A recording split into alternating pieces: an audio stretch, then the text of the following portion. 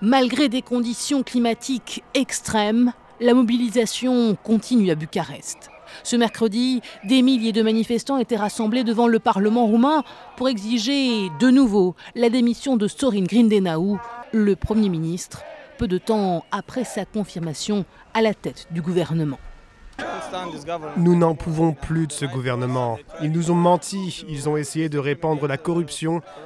Nous n'en pouvons plus. Aujourd'hui a été une grosse journée au Parlement. Et une fois de plus, ils ont prouvé qu'ils n'étaient pas aptes à gouverner ce pays.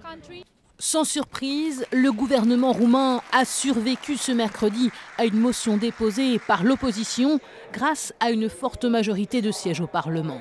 Avant le vote, le Premier ministre s'était dit déterminé à rétablir la confiance avec le peuple.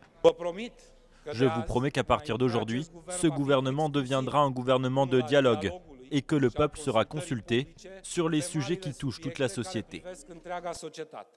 Les manifestations ont débuté il y a près de 10 jours en raison d'un décret controversé visant à assouplir les lois en matière de corruption.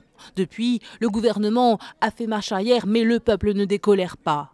Pour tenter de désamorcer la crise, Sorin Grindenaú a annoncé que le ministre de la Justice, architecte de cette nouvelle législation, pourrait bien être limogé ce jeudi.